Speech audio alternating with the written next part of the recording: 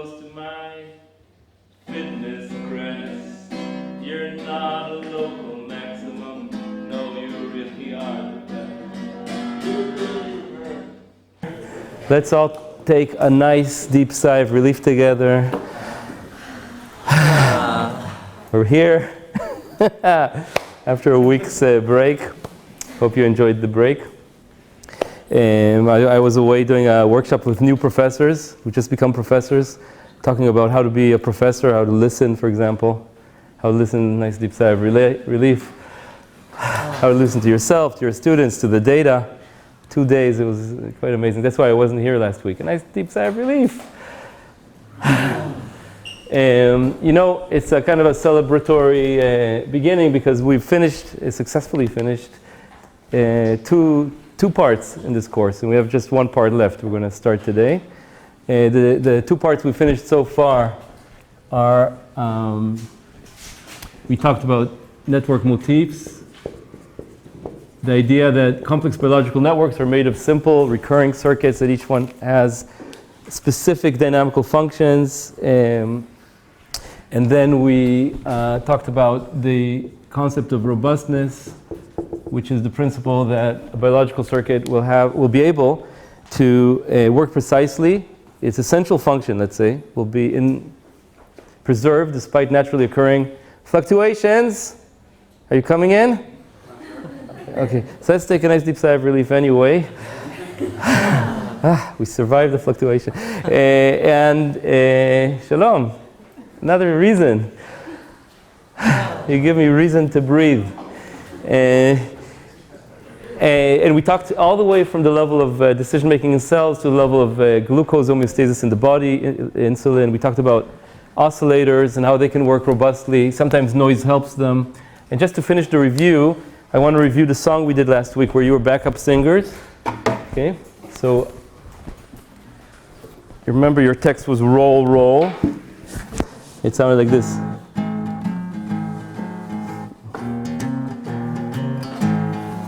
I said, roll, baby, roll, roll, roll. Remember?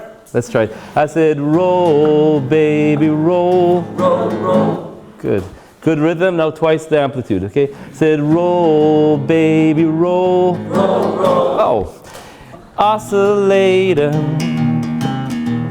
Keep on pulsing with negative feedback. Remember? Cooperativity with delays or positive feedback or noise or noise. I said roll, baby, roll. I said roll, baby, roll. I said roll, baby, roll. I said roll all night long. Okay, we'll let the oscillators keep on rolling and move to a new subject. The subject which will take us for the last lectures in this course of optimality. Optimality and evolution. So, you know, network motifs. We see network motif circuits that occur. Sometimes a system has a feed-forward loop, sometimes it doesn't. Why? What's the reason? Why do I have a particular circuit in a particular system and not in another? When you look at the feed-forward loop or any biological circuit, there's numbers on the arrows, right? Why these numbers and not other numbers? Can we have a theory that will tell us where these numbers came from? This is why they're there. If we want to design, now we're engineers, we want to design the cell, the body, the bacterium to do something useful, like clean up an environmental toxin or to fight cancer. Like engineering immune cells to fight cancer now is a big solution to a lot of cancers that before were not thought to be tractable, like skin cancer. How can we design the best circuit, right, based on what we learned from the way evolution does it? So this is there is a theory to address this, theory of natural selection. Some people say evolution only makes sense in the light of biology makes sense only in the light of evolution. And this is our major theory, and we'll try to explore like a simple example of how we can use natural selection, optimality theory, to understand numbers in biological circuits. That's our program for today. So by the end of this class, we'll understand an approach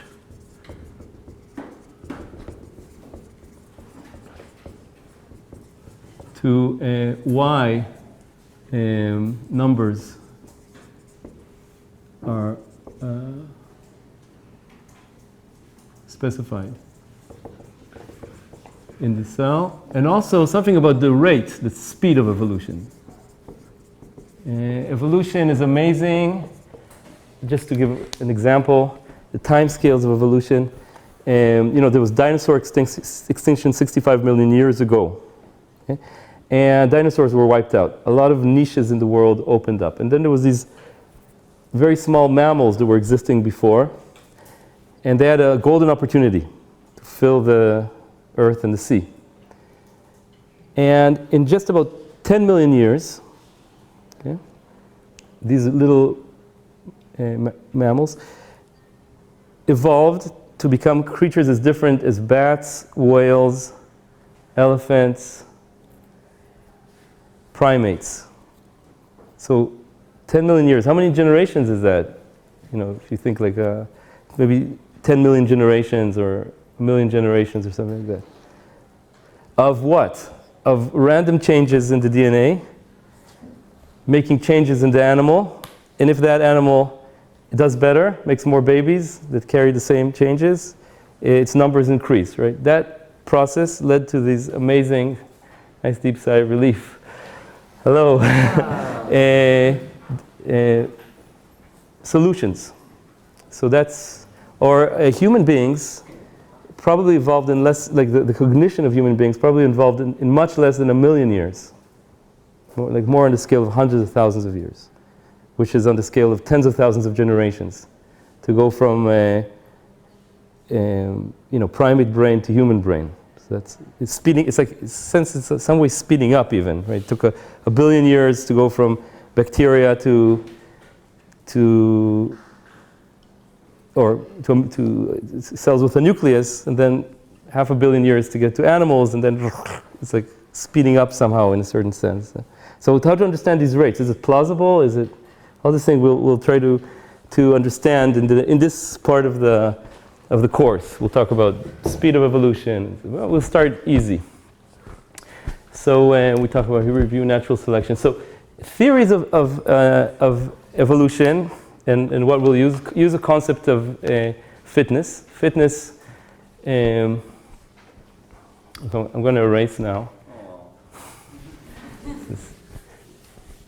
There's the aesthetic of drawing something and erasing it that's appealing. Okay, so fitness.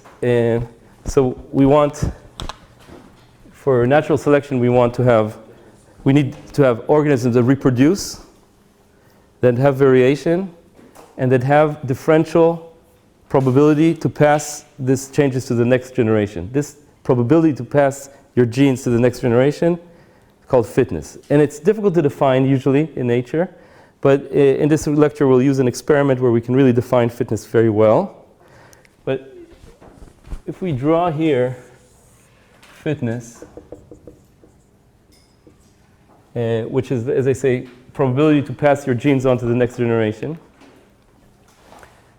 And here we draw some property of the organism. We can imagine a function. So this property could be the length of the bone, or what we'll discuss in this class, our property will be a level of a certain protein in a cell, okay, in a bacterium. This is called the fitness function. And in principle, it depends, of course, on many, many properties. So it's a high-dimensional function. And it can have peaks. This is called, let's say, global maximum. And it can have local maximum. And it can have valleys of the shadow of death where... So the idea in natural selection is that organisms change, the one with higher fitness passes their genes to the next generation. Of course, the populations are very small. There's also stochasticity. There's noise here called genetic drift. And that eventually you climb to the peak here, most fit. No one else in this particular situation outcompetes this individual. Because of noise and drift and stuff, you have a cloud maybe here around the peak where you have mutations that don't have time to be selected out, etc. But maybe you get stuck on a local maximum. Suppose you're stuck here. In order to get here, you have to go down to the valley of the shadow of death and then back up. So anyone who comes here won't be able to compete. So there's barriers. So can this really work? We need to know what the shape of the fitness function is, right? This is a topic that's now being very much researched, and advances enable now, like in Eran Segal's lab, to experimentally discover fitness landscapes like this. Nice deep sigh of relief. But you see that we need to know the shape of it, right? And understand whether this can work. And even if we know the shape, suppose it's a nice shape like this. This is our property. This is fitness. Suppose we're here. Here we start. How long does it take to reach here? How long? This has to do with the speed of evolution. Does it take 1,000,000 generations? 2 generations? What is it? We need to understand that. Now, suppose a fitness always depends also on the environment you're in, the niche you're in. It could be the food, the amount of food there is there, the other organisms there, the temperature, the availability of Wi-Fi, etc. So if environment change, okay, so this is now environment change. Suppose environment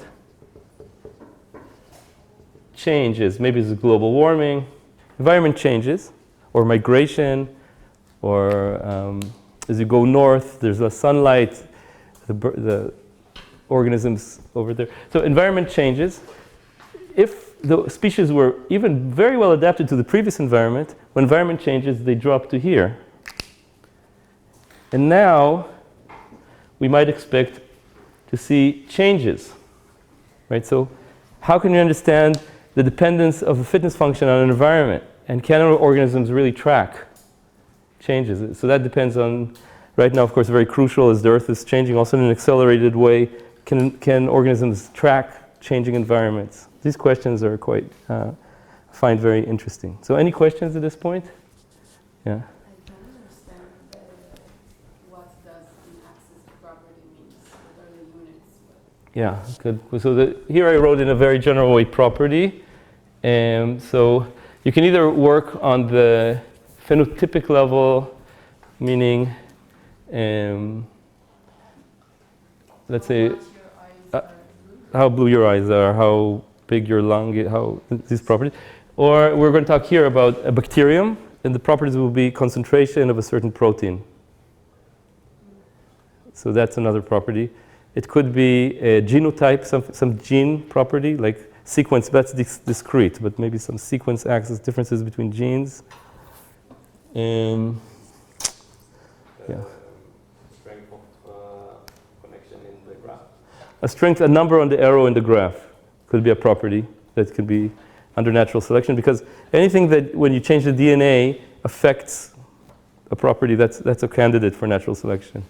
And there's also additional forms of change that I won't get into, epigenetic changes. So our goal is to, now in this lecture, is to go over local maximum speed of evolution. I just want to say about the time scale. So as I told you, mammals started expanding when the dinosaurs cleared the world stage. And some of them went into the water, right, and became dolphins, evolved into dolphins. Now, I just want to use that to, dolphins are mammals, to just illustrate that there's a matter of time scales. Dolphins have lungs, right? It might be more optimal for dolphins to have gills, zimim.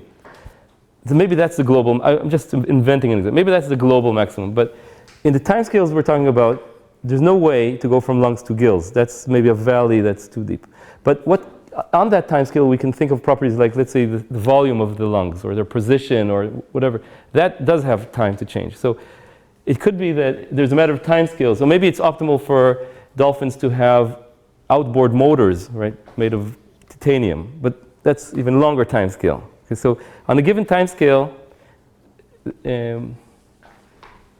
that's a constraint we should keep in mind, right? So we're talking about, like, we won't expect bacteria to evolve a silicon motherboard in a few thousand generations or something.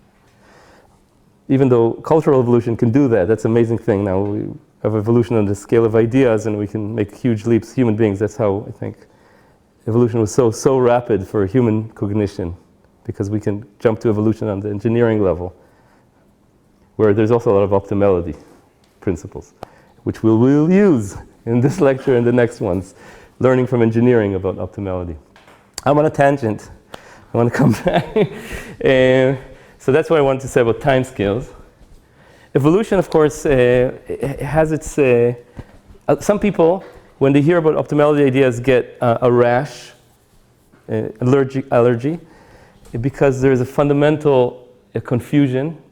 Then when you talk about evolution, some people confuse it with saying that biology is like that the world is the best possible world there could be, and that, and it's also a tautology that you say things find the maximum, and that's the way you compute the fitness function. In fact, optimality theories are not to prove that evolution converges to the maximum, but instead to understand what the constraints are, what the fitness function is, what is the constraints under which this optimization works. That's what you can find out with optimality. You can assume optimality, test your ideas, and then if you don't find optimality, you can modify it to see what the constraints are that the system is evolving under. Yeah.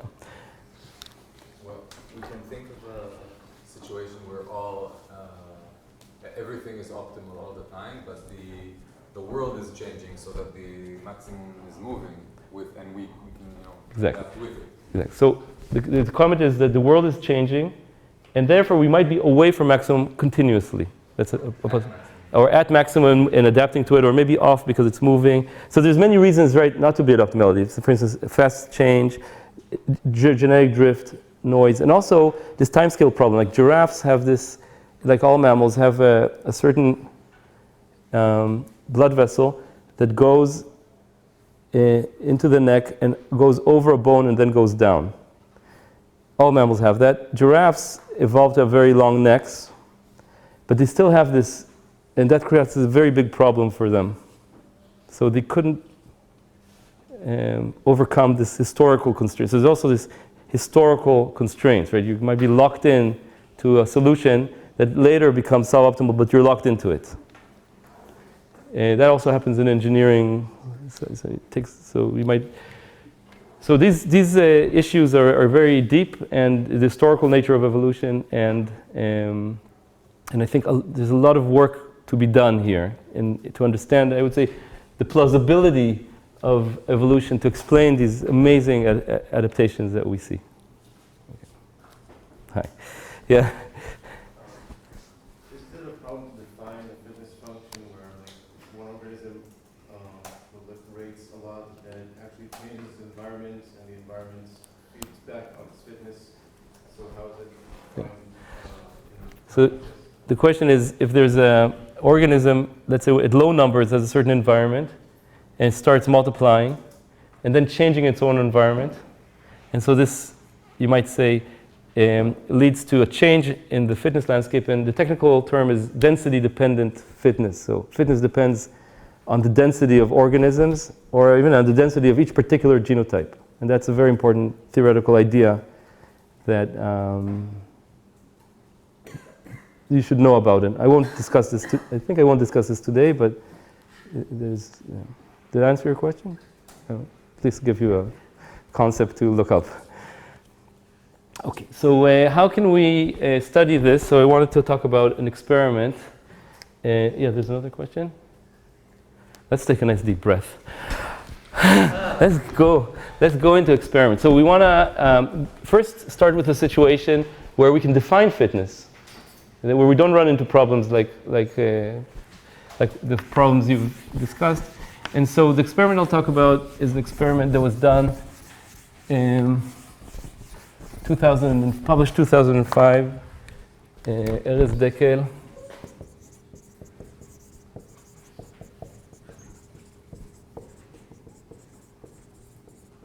that try to take this field, which is a very old field with a lot of work and theoretical work and ecological work, and try to look at something molecular, like the level of a protein inside a cell, so we can pin things down.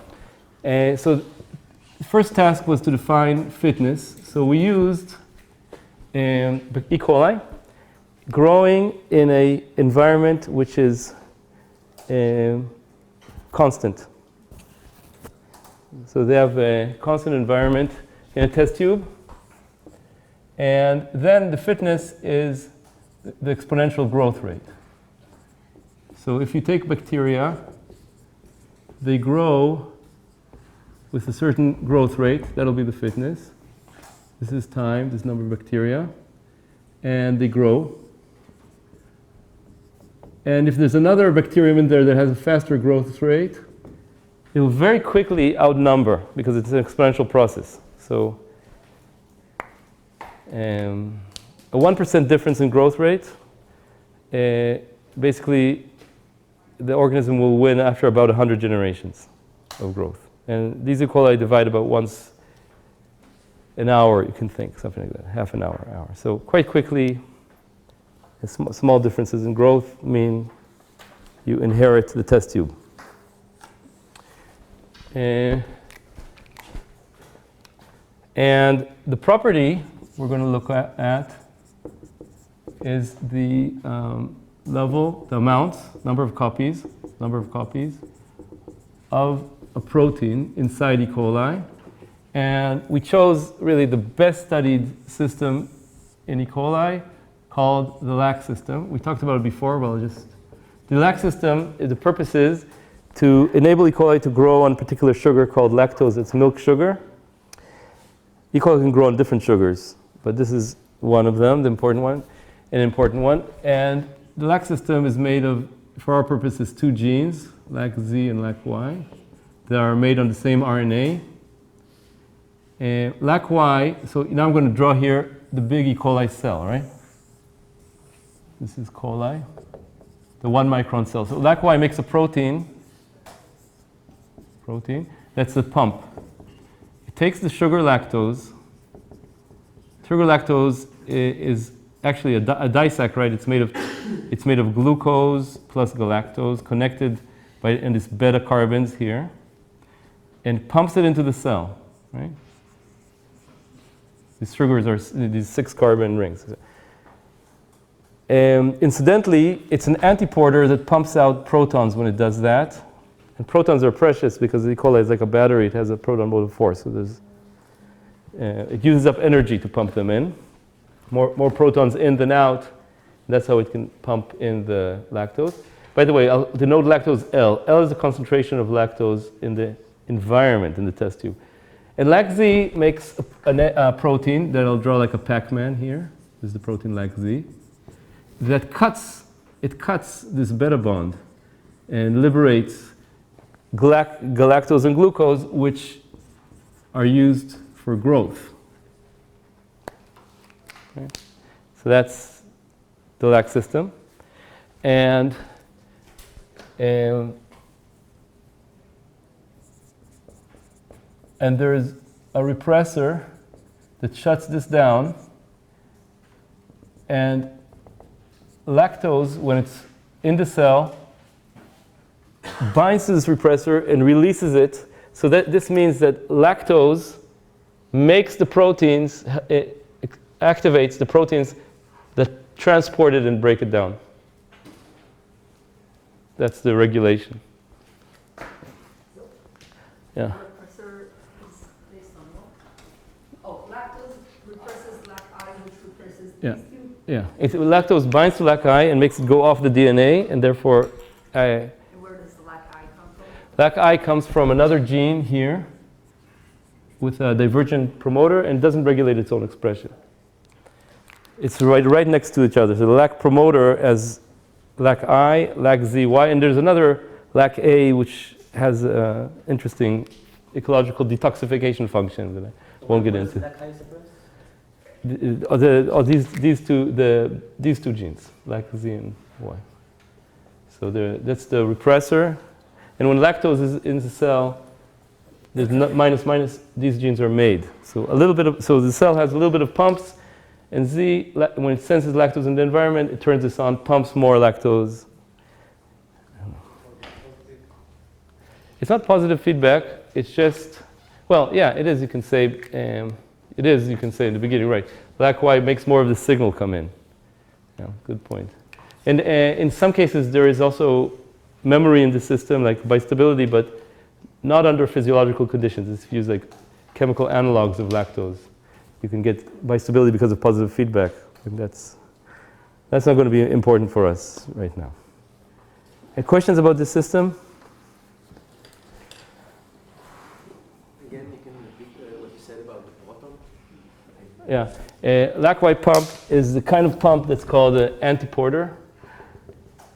It transports the sugar in and a proton out. Why?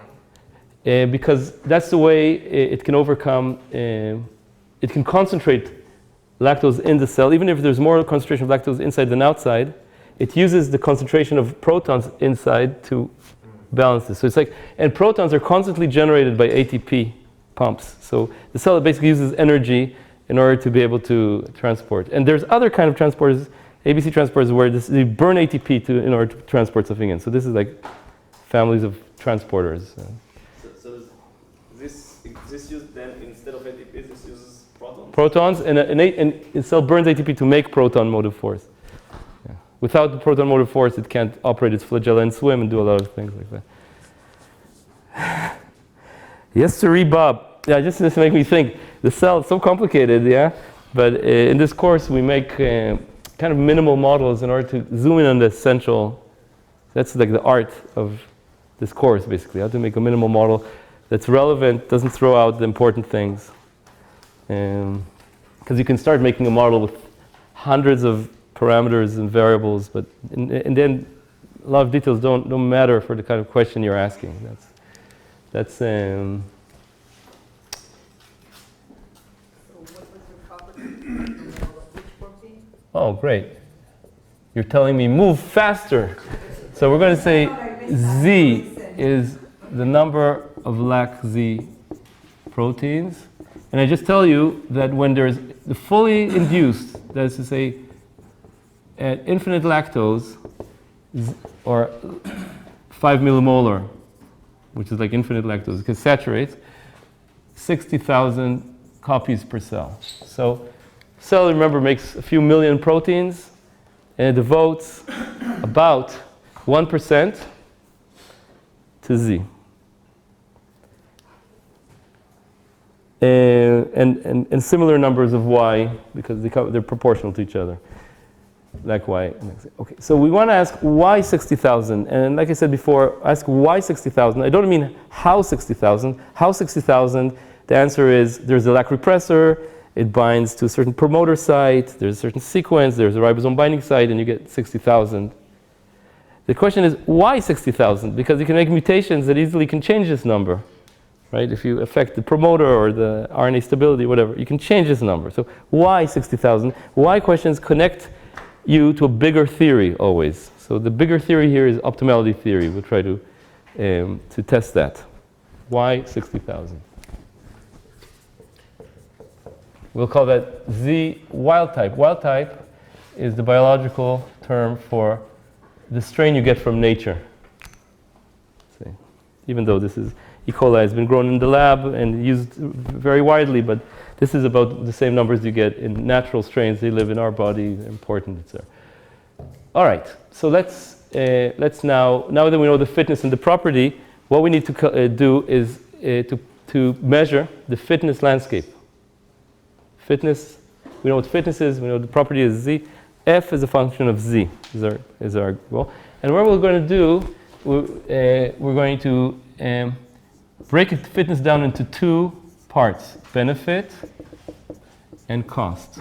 So we're going to assume that the protein Z in a given environment of lactose L makes the cell grow faster by providing its benefit. At the same time, we're going to test the assumption that there's a cost to to making this protein that makes you grow slower. And that optimal fitness will be a balance between benefit and cost, which is again, concept comes from economics and engineering. So I just break it down because we can go and measure cost and benefit. That's what we're going to do next.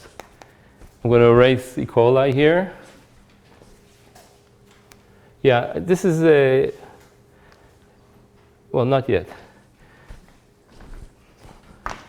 So to measure cost,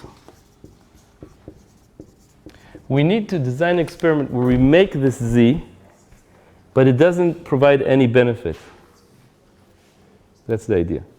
So here, Erez Dekel used a nice tool called IPTG. It looks like lactose. It's like a but instead of another ring, it has this thiol group here.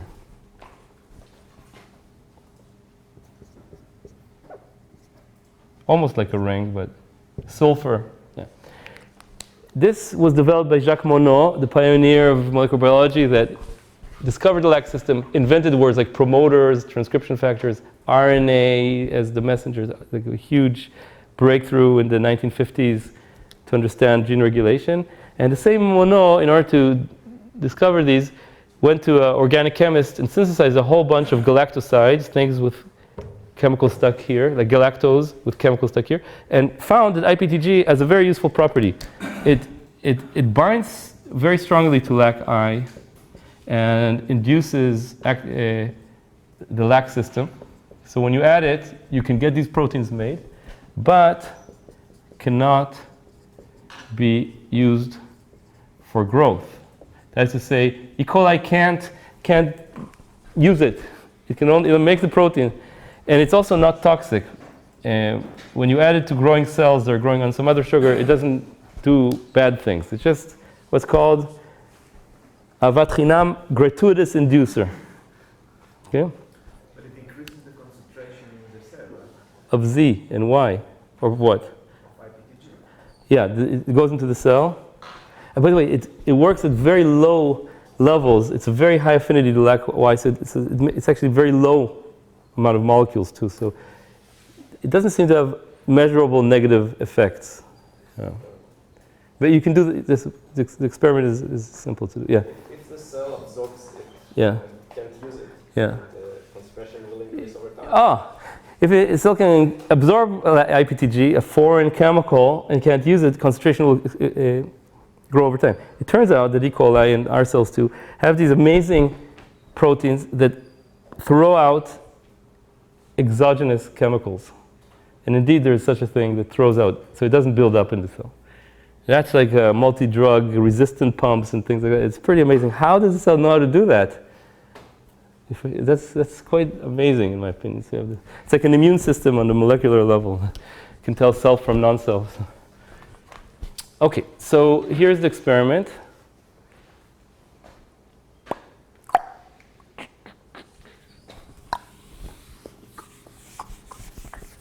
You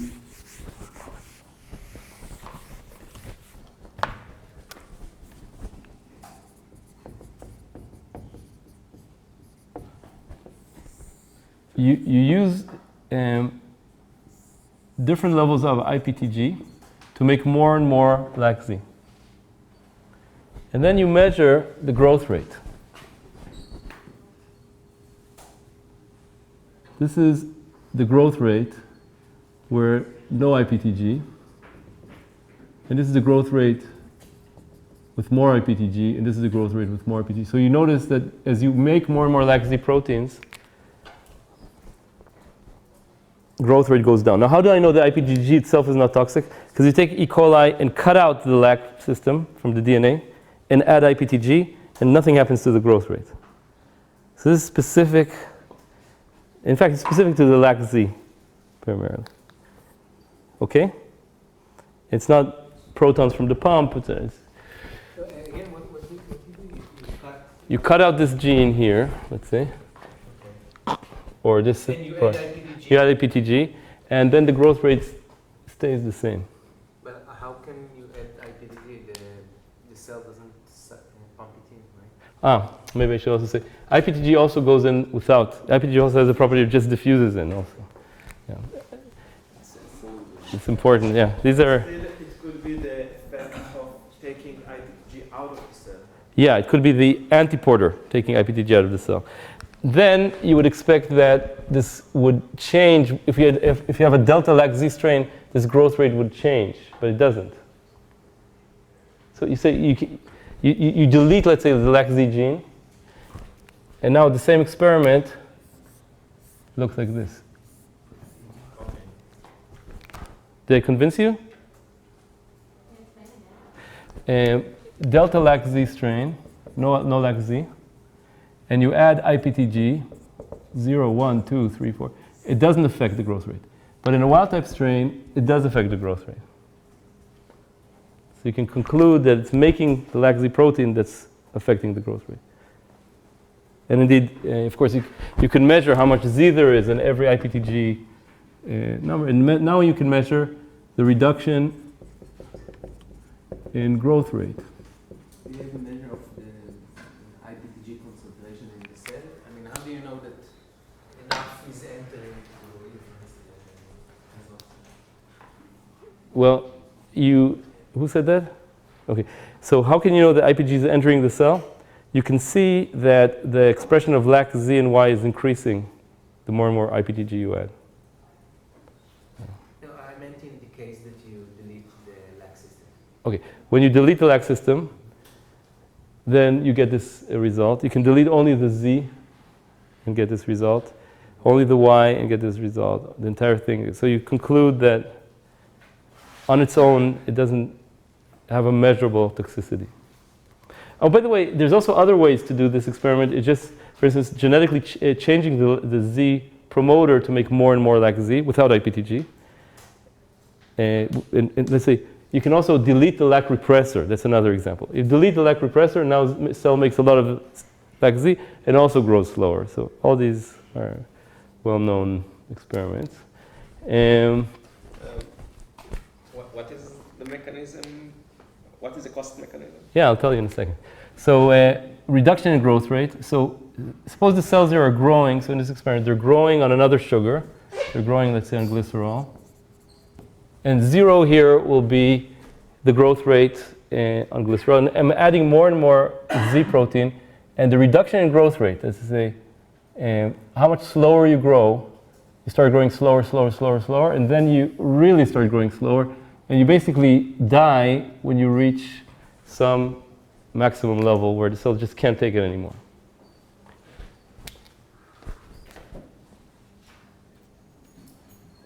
The wild type level of 60,000 has a cost of about 5% reduction in growth. And the reason for, yes, what the origin of this cost is, so for a lot of proteins, the origin of the cost is that to make this protein, you use up the cell resources that come at the expense of other proteins. In the case of the lac system in this experiment, the primary reason is probably that lac Z and Y, as they say, go together because of they are the same RNA. It's this cost of maintaining the pumps is actually the main source. So when you go over about twice the wild type level, it looks like the cell collapses. Can't deal with so many pumps. So it's an energy issue? In this case, it's probably you can say an electrical problem. Proton motor force, an energy issue. But in most proteins, it's probably a mass issue, which is taking away from ribosomes. Yeah. So that when you delete on lac Z, you see the same growth rate, Yeah. even though you have lac 1. Yeah, because these experiments are with no lactose. So, but when you do have lactose, you have the antiporter.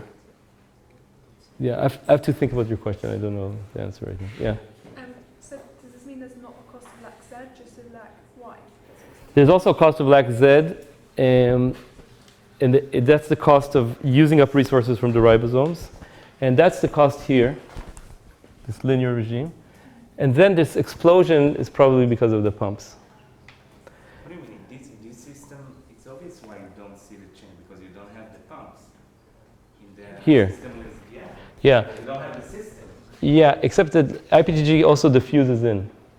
Okay, but it doesn't require pumping protons out. Exactly, yeah. There's no This is exactly, but it could be that IPG is toxic in some other way. So you have to control for it. It could have been. No, I know, Yeah. but I just answered I see. why doesn't it change? Yeah, why doesn't it change? But I think the question was, if you only delete lac Z and still have lac Y, what goes on there? So I have to check about that. Yeah, because I don't remember now it's been a long time. I don't remember what happens with the lac. Yeah. Can you please repeat the conditions, the different conditions? What did you do? The experimental conditions. So this is, in this case, is growing on glycerol, so there's no lactose. What just you said that I missed the part where you said you deleted the lactose. Oh, this is just the deleted lac Z. This is just the control experiment to show, to test, let's call it, if IPTG is toxic somehow. So you delete the system and you put in IPTG and you see that it doesn't have additional toxicity. So otherwise the cost may be because it, damages DNA or... Yeah. By the way, IPTG is a very important substance for biologists and also for industry, because what you do with IPTG is you take the lac promoter and you glue it, let's say, to the gene for insulin, and you create bacteria that can make insulin. This was a big breakthrough I think it was in the 80s, 70s, 80s, because before that you had to get insulin from horses and things like that. Here, bacteria make the insulin. And you put in the IPTG to control the production rate of this insulin, because you want not to make too much, otherwise the bacteria gets sick, not too little. And so IPTG IPG and things like that are very, very widely used in molecular biology and in. Okay, so I just want to write here the equation for the cost. So we can maybe say that the cost is a function that looks like this. So this is the linear part, and this is the part. See, when Z becomes M, close to M, this part, this is 1 minus 1 is 0, so this thing diverges at M. So this is like a description of a function like that. And a lot of times in biotechnology, if you want to make more and more insulin, a lot of proteins, when you reach a significant fraction of the cell protein, 10%, 20%, the cells die. So that's the limit, probably because you use up so much ribosomes and you gum up the system with the protein you're making. So there's usually this kind of divergence at some point. And recent work showed that the origin of the cost could be ribosomes, but sometimes it's actually making the RNA that's more costly. That's when you don't have enough phosphate in the world. Proteins don't need so much phosphate, but RNA needs a lot of phosphate. So if you're in phosphate-limited conditions, Nama Bakai showed in yeast that you get, the cost is primarily from RNA, and other conditions from protein, and other conditions from maintaining the protein. So, and here maybe I want to say something also about the cell. Natural selection, when there's a process that has many steps, works so that it kind of optimizes all the steps, but it doesn't overdo it. So if you could optimize one step very much, the other step would limit you. So the steps are somehow equally optimized, so that in some conditions this step is critical, in other conditions this step is critical. And that means that numbers in the cell are often kind of balanced and not arbitrary, and tell you about the fraction of time where each step is limiting and things like that. It's unlike physics, when you see, let's say, two numbers in astrophysics. If they're the same order of magnitude, you say, wow, that's a coincidence, that's something very interesting. In biology, a lot of numbers are the same order of magnitude because you balance different steps, because each one is limiting in a different condition. So there's a lot of arguments in biology. Is it ribosomes that make the cost? Is it RNA that makes the cost? The answer is yes, both. In some conditions it's ribosomes, other conditions it's RNA, and everything is tuned because the cell experiences all of those conditions some of the time. So this is something very biological and engineering, you can say. Lactose, benefit minus cost. IPTG, origins of the cost. To summarize, making 60,000 copies makes you grow 5% slower if they bring no benefit. You with me? Am I with you? This slope here means you grow about 10 to the minus 6 slower per protein. So making a typical protein, you grow 1,000,000th times slower. That makes sense because the cell has 1,000,000 proteins. Making a protein is about 1,000,000th of the capacity. So that's a typical cost. Let's take a nice deep breath in honor of the cost. Because if there was only cost, the cell wouldn't bother to make these proteins, right? But there's also benefit.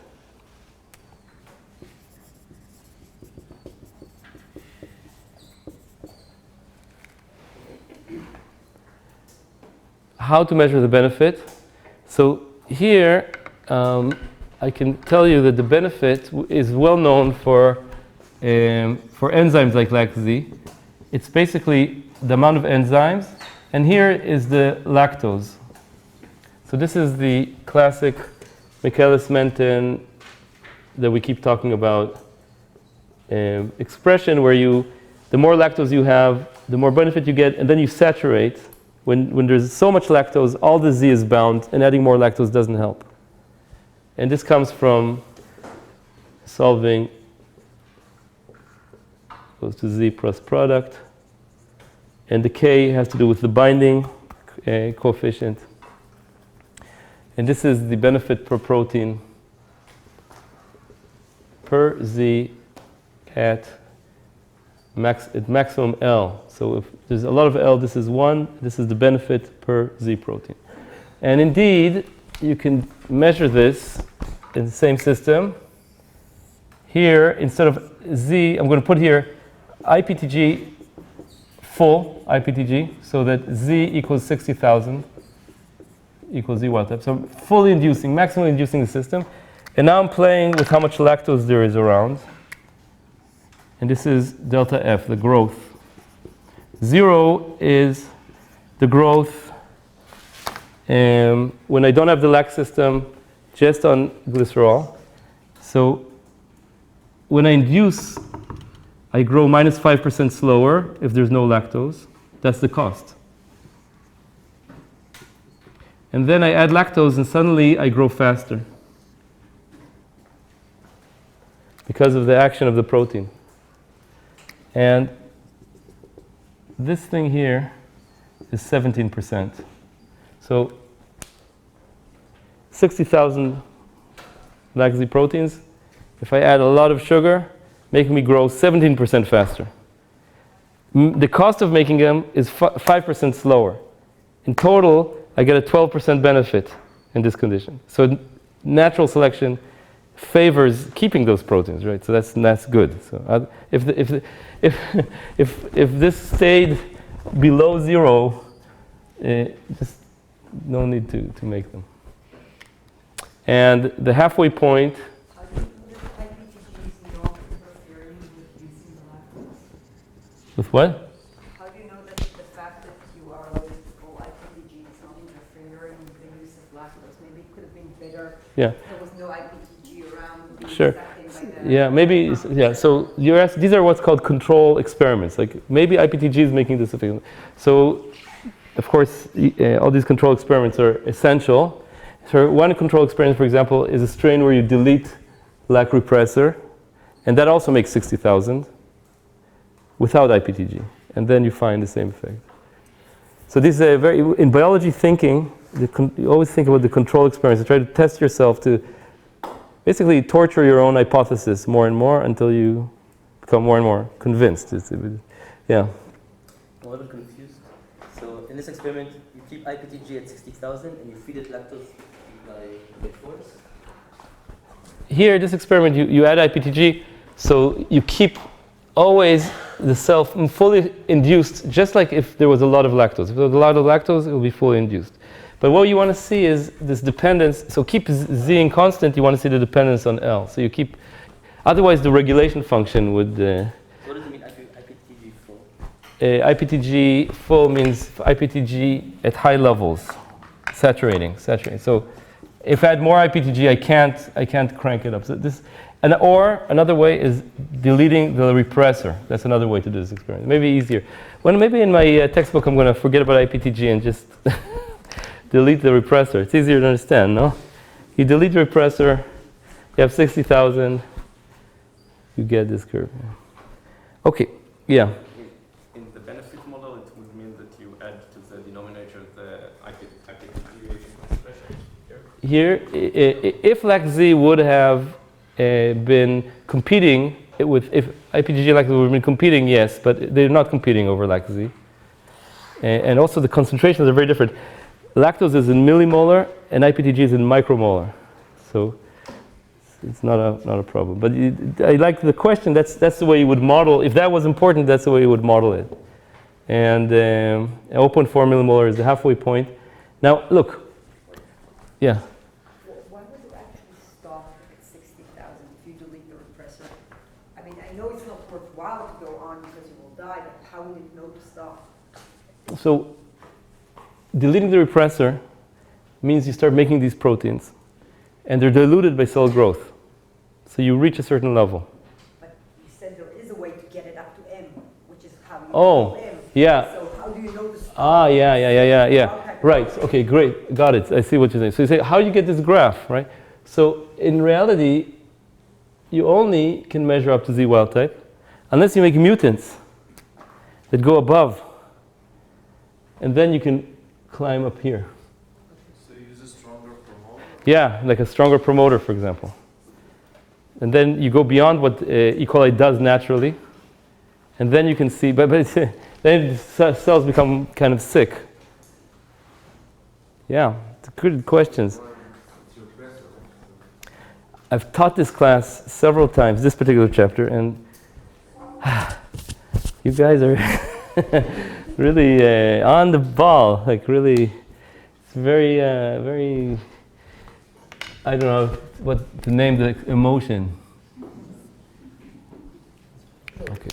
Look, now we're doing fine. We're going to bring it home soon. We have cost and benefit. Okay. We measured cost and benefit for Z. So we're in a position to plot the fitness function for Z, which is benefit minus cost. How do you know it's linear? What's linear? Yes. How they add up. You need to subtract them to get the fitness. Yeah, good question. One clue is, for instance, here. You can see that you have cost here, benefit here, and the shape of this curve. We know the cost here. So if it wasn't linear, we would have alterations in the shape of this Michaelis-Menten curve that you don't observe, at least. You know, all these experiments have a resolution of a few percent, so it could be that there's some subtle non-linearities that we don't know. Okay, last question. How do we know that this, how is this fine-tuned to account for the probability of encountering lactose in the cells? Okay. So how is this fine-tuned to the probability of encountering lactose? We'll discuss that at the end. We'll now, all these experiments and everything have a constant lactose environment. In the real world, lactose has a probability distribution. So we'll discuss that. Okay, so remind me to discuss that because it's very important. If it has important impacts that you can compute on the regulation function.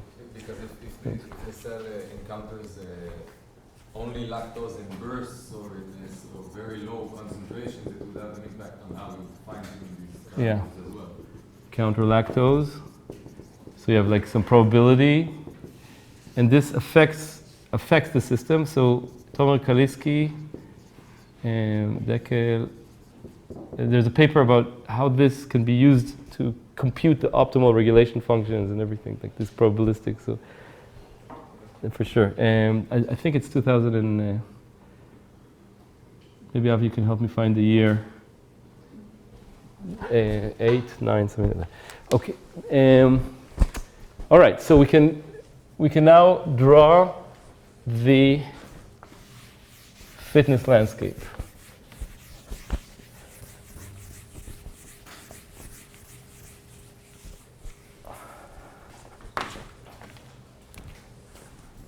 Of Z given an environment with lactose L, which will be B0Z L divided by K plus L minus C0Z divided by 1 minus Z over L. And this looks like this.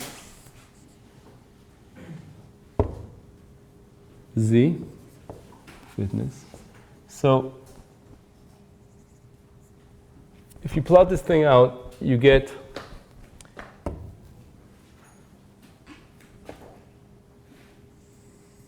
graphs like this. This is for L equals 0.1 millimolar. And this is the optimal point. If I add more lactose,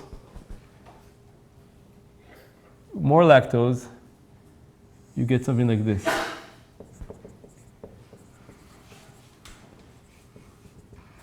And even more lactose, you get something like this. So the amount of lactose in the environment affects this function. And let's calculate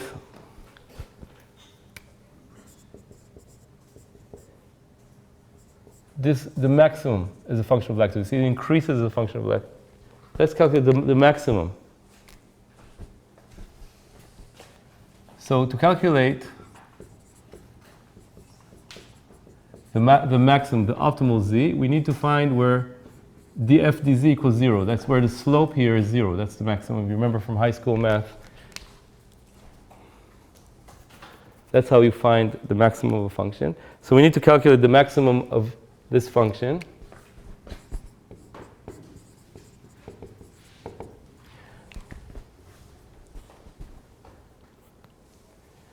So let's do that. So here just L falls out. And here we need to derive what's on top. And then we need to derive what's on the bottom. And then we have the internal derivative, something like that. If this is fast, you can always check offline. It's not critical that you do it with me. And that's, what do you think? Did I make a mistake already? Minus here or here? Okay. Because we have K minus. 3 minuses. The 3 minuses, okay. So what, can somebody help me? Help! So we want to do 1 minus Z over M squared. And then we have 1 minus Z over M minus Z over M. Is that right? No, but there will be, there's a minus here. Where? Plus where? This one, yeah. So this falls out. Okay, and this has to equal 0. All right, this is going in the right direction. Okay, 1 minus Z over M. Something's wrong? Thank you. C0, K plus L over L. B0, so I move this here, this here. And Z optimal equals M times 1 minus square root C0 K plus L over B0 L. Okay, great. If this is too fast, you can repeat it offline or use a software package to differentiate this. Z optimal, if I plot this function here, all right? So you see, This function looks like this. The function of is a function of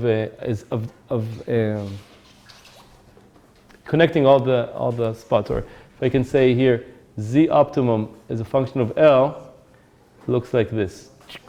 There's an L critical below which z optimal is 0. We'll soon find out. And then it reaches a maximum value, which is m1 minus square root of cost divided by benefit. That's what you get from when L goes to infinity, I think. So you push against the maximum value, the possible value, but you stay shy of it based on the cost and benefit. The prediction is that, soon we'll test experimentally, right, is that the optimum in a constant environment increases with L. Why is that? Because more lactose, the more benefit a given lactose protein gives. So the more lactose, the more it pays off to make it. Because of this steep rise in cost, in the end, it's never you can't go to infinity, so you saturate somewhere. But if lactose is below a critical point, here, cost of 1 lac Z is larger than the benefit. And then this means make no lac Z when L is less than L critical. Let's just calculate what L critical is. L critical, Z optimal equals 0 when 1 equals C0 K plus L critical divided by B0 L critical. So L critical comes to be K, okay. B0 L critical equals C0 K plus L critical. L critical equals K divided by C0 divided by B0 minus C0 equals K, B0 divided by C0 minus 1, which is equal to 0.05 millimolar in our experimentally calculated. And when do you reach Z wild type? When do you reach 60,000? At what lactose levels do you reach 60,000? It's something like 0.6 millimolar. So this theory says, if there was a constant amount of 0.6 millimolar forever in the environment, that's when it will be optimal to make 60,000 lac Z proteins. If there was below 0.05 millimolar, don't bother making them. It was, okay. You understand this? Did I explain this? Huh? Can you repeat the explanation? The what? The explanation. What I just said? So this theory is now, we calculated the fitness profile, makes a prediction. It says that if I provide a certain amount of lactose, evolution should climb the fitness peak, which looks like this. It doesn't have local maxima, you see. It should climb the fitness peak nicely, but we don't know what rate yet, right? How long it will take, we need to find out. And if I give too low, below 0.05, the prediction is cells won't make any protein. And if I have 0.6 millimolar, they should make 60,000.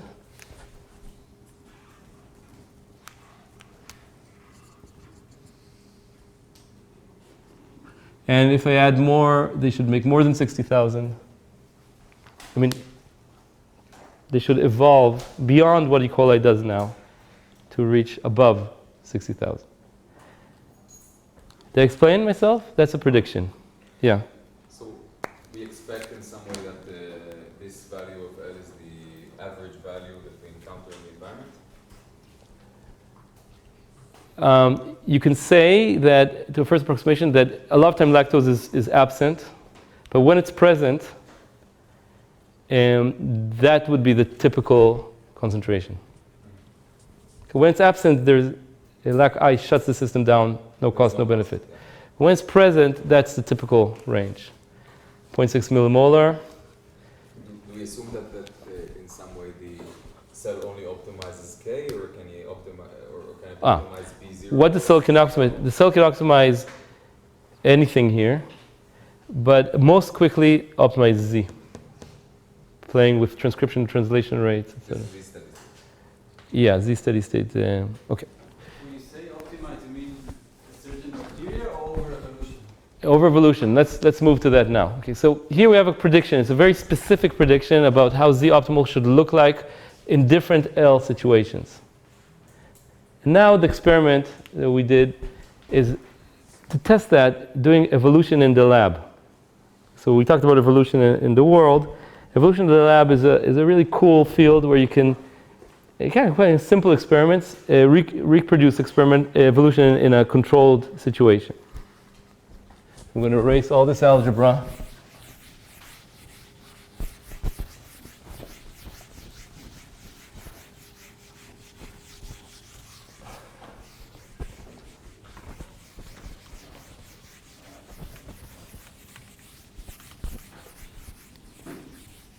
Okay.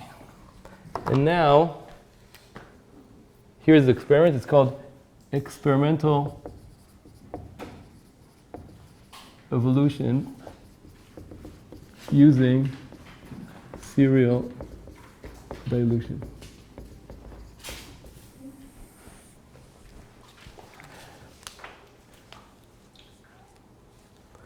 So before I do that, I think I have a sense as a teacher that it would be good to make sure that all this stuff is understood. So I'm going to ask you to pair up and explain this graph to these equations to each other. And by explaining, I guarantee you that in many cases you'll understand something new. Okay, so we spend a couple of minutes doing that. So please turn to the person next to you or behind you and explain it.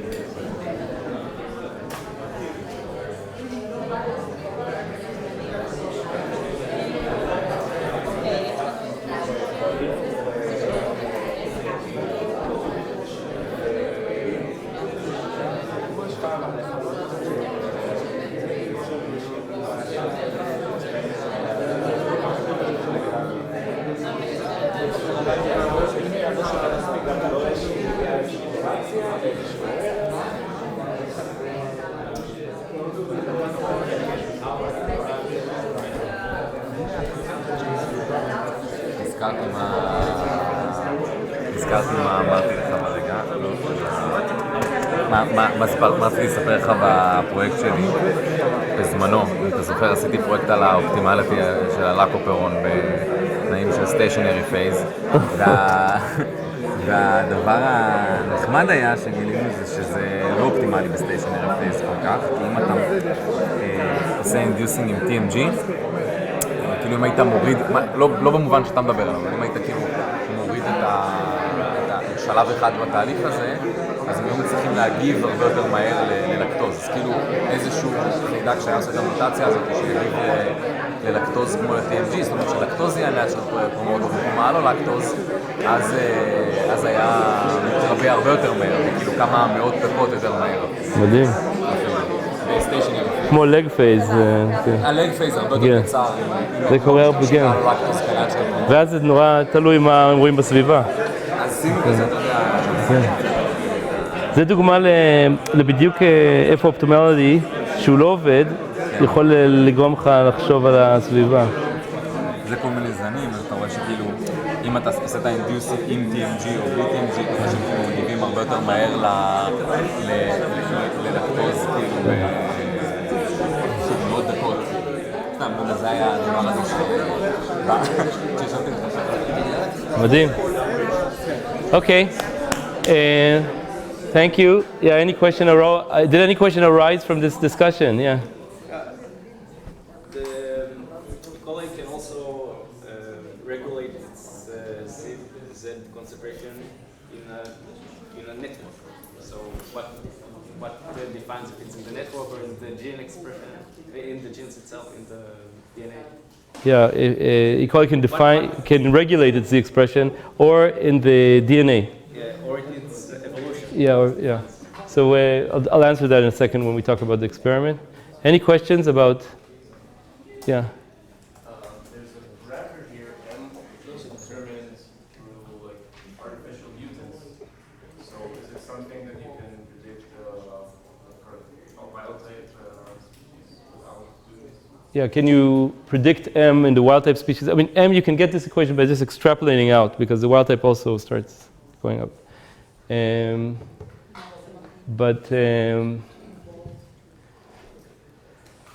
Anyway, now we can test the evolution to see if it knows about M. So here's serial dilution. This is a very cool technique. You take a test tube with E. coli, and you let them grow. And the next day you come and you take 1% with a pipette and you press it to a fresh tube. And the next day you pass it to a fresh tube. The next day you pass it to a fresh tube. So every day, all you do, you come to the lab, you take a pipette, you take 1% of the fluid and press it to a new tube. And cells grow. They basically grow 100-fold because here they were in stationary phase. You put them, they grow. So it's 6.6, which is 2 to the 6.6 is 100. So this is 6.6 generations per day. Which means that if you go for 7 days, 14 days, 2 weeks, you get about 100 generations. And if you take a break over the weekend, it's okay. The cells are in stationary phase, waiting for you to come back. It's a very tolerant experience.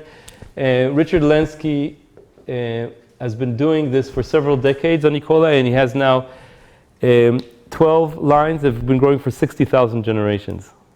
So this is long-term kind of evolution, and he sees all kind of interesting adaptations I can tell you about. We use this technique, and we used 7 experiments in parallel. So 7 in parallel. One had no lactose. Cells were growing here in all of these on glycerol, so no lactose. There was 0.1 millimolar, 0.5, 1, 2, 5, something like that. And maybe a few more concentrations. Why is it 6.6 generations per day? I thought you said the generation takes about an hour. Good. So generation takes about an hour. So if they were growing, they would reach 24 generations per day. 2 to the power 24 is much more than 100. The thing is that they run out of food and they stop at a certain concentration. And then you take from that concentration and you dilute it down 100 times, they'll grow 100 times and reach that concentration.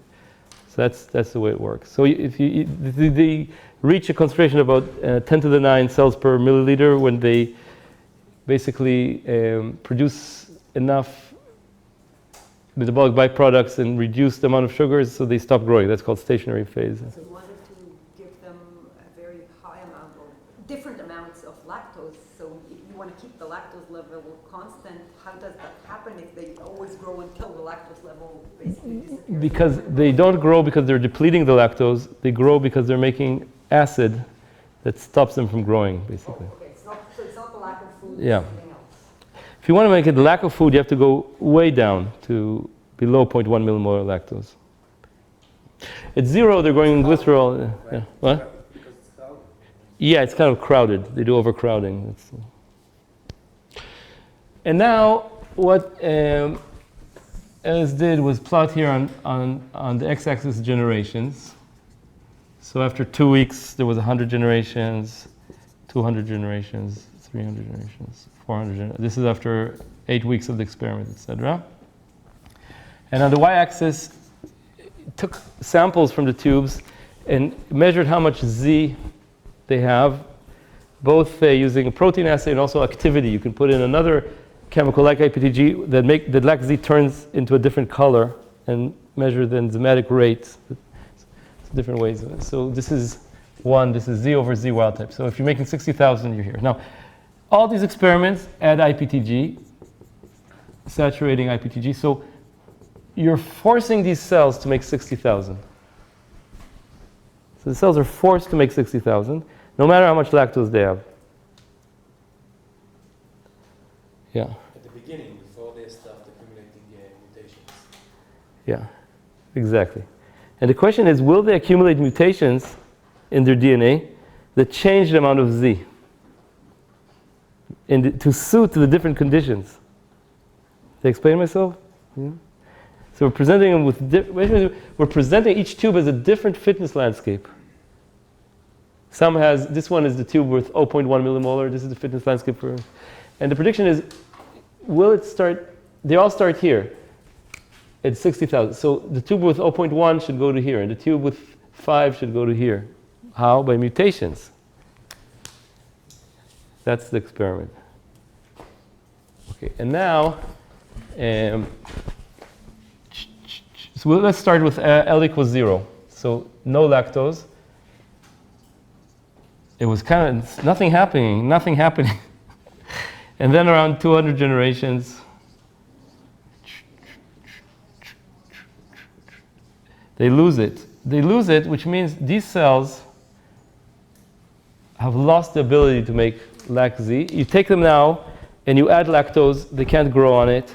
You sequence the DNA and you find that each cell in the tube has lost lac-Z in a different way, actually.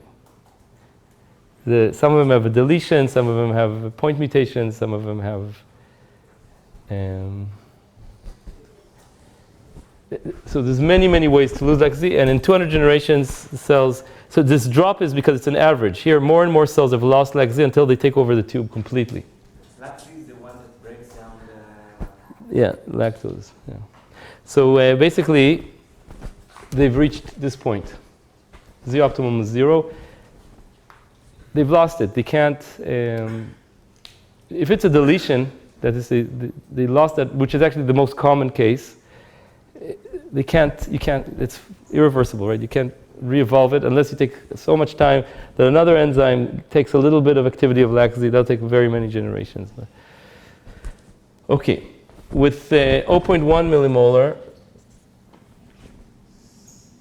they reach here. With 0.5 millimolar, they stay around 60,000. With 2 millimolar, they go here. With 5 millimolar, they go here. Except that at some point there was a jump to an even higher level. And if I plot these values here of Z optimum, they are on this line. Except for this point, which is unexpected. This goes beyond, it actually goes beyond M. So something probably happened here, as far as you can tell, that increased the M, the maximum capacity, somehow. We don't know how that happened. But that's, in evolution experiments, you often have unexpected. Evolution can do things you didn't expect a priori. So what I'm trying to say is that in a few hundred generations, let's say 200-300 generations, cells gained mutations that changed their Z wild type to the optimal for their lactose environment. Where does this number 200, 300 generations come from?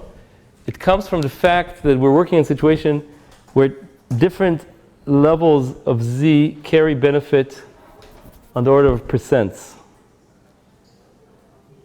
And so if you have something that's on the order of 1% better, it'll take about 100 generations. Exponential growth with a 1% advantage, it will take around hundreds of generations to have a twofold advantage over its competitor. So that's the scale. Hundreds of generations. The mutation rate is not important. Huh? The mutation rate is not important. The mutation rate is not important in this case because here's another surprise. In the first test tube that had 10 milliliters of bacteria, that's to say 10 to the 10 bacteria, there were already the mutants that will eventually take over because mutation rate is about 10 to the minus 9. So every possible mutation is represented 10 times in 10 to the 10 bacteria. And the mutational target, that is to say how many mutations it takes, how many effective mutations are there to lose LAC-Z is about 1,000.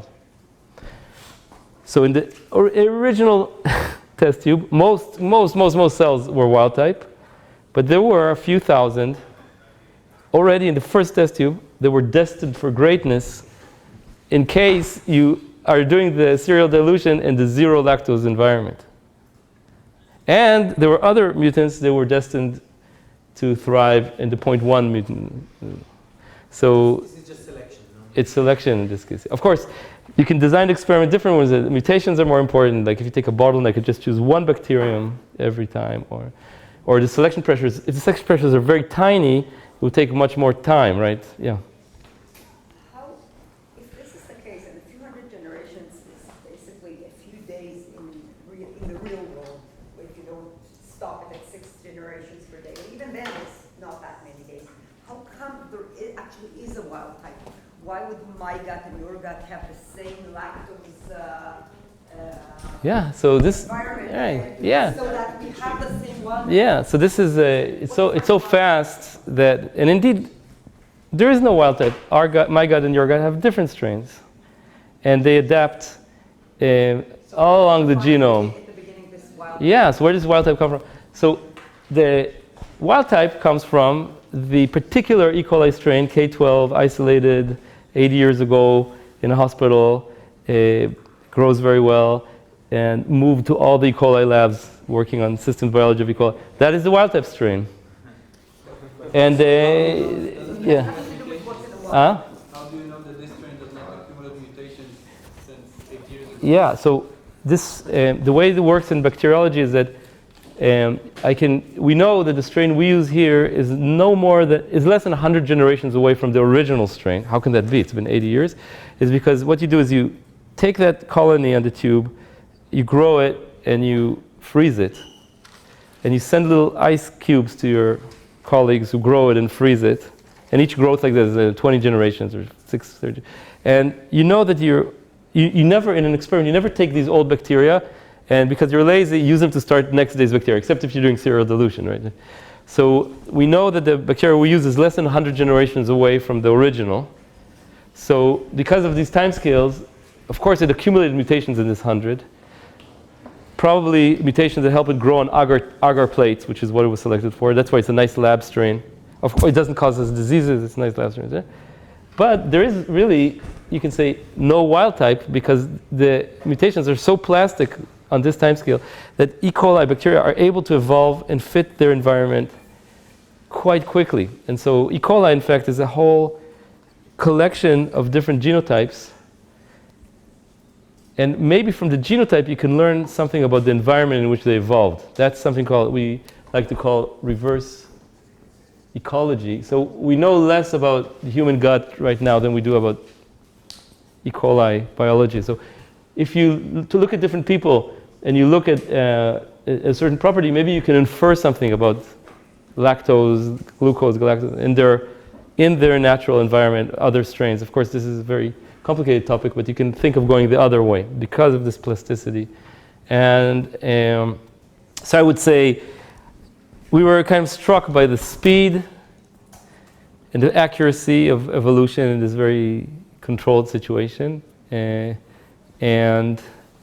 in the last decade, because sequencing has become so much more powerful than it was in 2005, there's even an experiment looking at Richard Lenski's 60,000 generations. It's Desai, Lenski, 2017, where you can map the genomes of the different bacteria growing in this test tube. And what's happening there, it's evolution to a constant environment, is that there are these, sometimes you have many strains, there's a breakthrough. For instance, the cells at one time learned how to take a citrate buffer, which is just a buffer to keep the pH, and utilize citrate as a carbon source by having two different mutations in an unexpected way. They suddenly have made a breakthrough, and then there was a jump in fitness.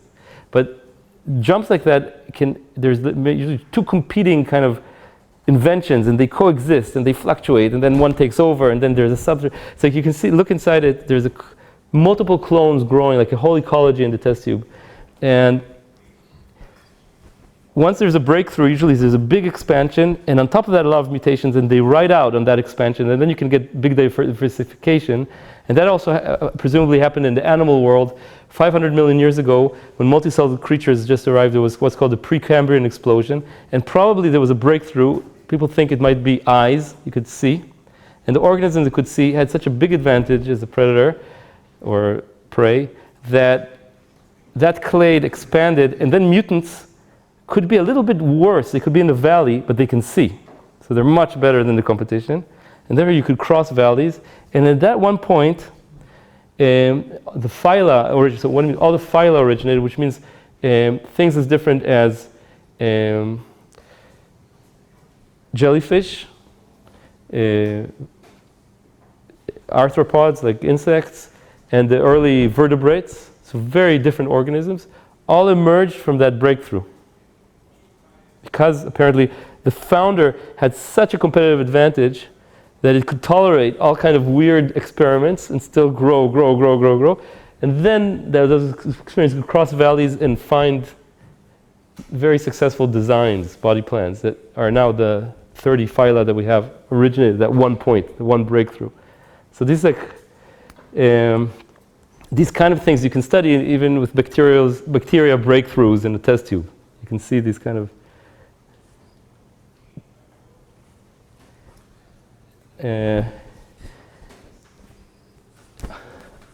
station target, coevolution, that's what I talked about now, the clones.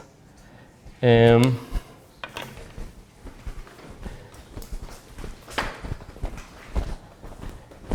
know, we talk about these fitness peaks.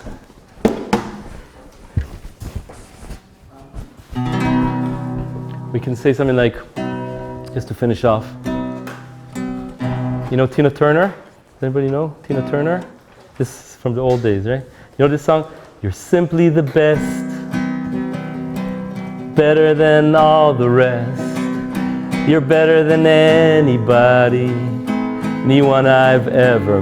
Maybe I can talk about this class. You're simply the best, better than all the rest. You're better than anybody I ever taught this lesson for. You're near my fitness crest. You're simply the best. You're not a local maximum. You truly are the best. You're simply the best.